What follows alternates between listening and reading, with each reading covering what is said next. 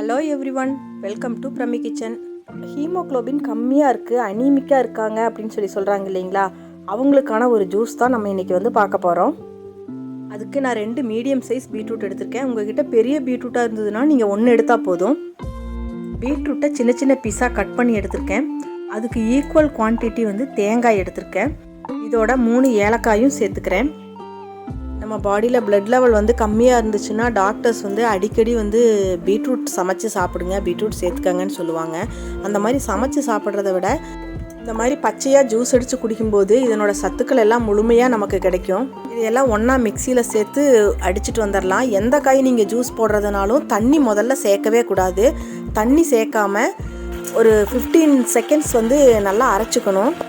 பீட்ரூட்டில் B12, iron, fibre அப்படின்னு நிறைய சத்துக்கள் இருக்குது. இது நம்மளோட பிளட் சர்க்குலேஷனை சீராக வச்சுருக்கோம். இதோட நம்ம தேங்காய் சேர்க்குறோம். தேங்காய் பால் நம்மளோட ஸ்கின்னுக்கு நல்லா க்ளோ கொடுக்கும். அதுவும் இல்லாமல் இம்யூனிட்டியை ரைஸ் பண்ணிவிடும். நம்ம தண்ணி ஊற்றாமல் மிக்சியில் ஒரு 15 செகண்ட்ஸ் அரைச்சதுக்கு பின்னால் 1 கப்பு தண்ணி சேர்க்கணும். இப்போ பாருங்கள், நல்லா நைஸாக அரைஞ்சிரும். இதை ஒரு வடிகட்டியில் வச்சு வடிகட்டி எடுத்துடலாம். பீட்ரூட்டு ஜூஸாக குடிக்கும்போது அதிலிருந்து ஒரு பச்சை வாசனை வரும். எப்படிடா குடிக்கிறது அப்படின்னு சொல்லி நிறைய பேர் சிரமப்படுவாங்க.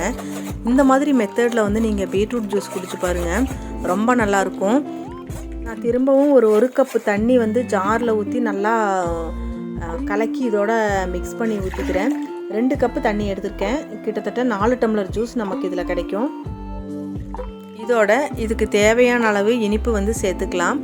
நான் இதில் ஒரு 3 ஸ்பூன் கரும்பு சர்க்கரை சேர்த்து நல்லா மிக்ஸ் பண்ணி விட்டுக்கிறேன். முதல்ல நான் பெரிய வடிகட்டியில் வடிச்செடுத்தேன். அதில் கொஞ்சம் அந்த திப்பையெல்லாம் இதில் விழுந்திருக்கும். உங்களுக்கு அப்படியே குடிக்கலான்னா நீங்கள் குடிச்சிக்கலாம். நான் திரும்பவும் இதை 2வது தடவை ஒரு சின்ன வடிகட்டியில் வடிச்செடுக்கிறேன்.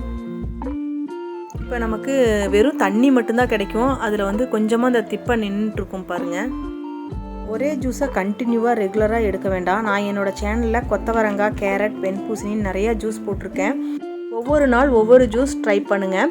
இப்போ நம்மளுடைய பீட்ரூட் ஜூஸ் ரெடி ஆயிடுச்சு.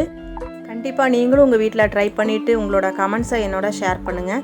சுவைப்போம், மகிழ்வோம். மீண்டும் ஒரு புது சுவையுடன் சந்திப்போம்.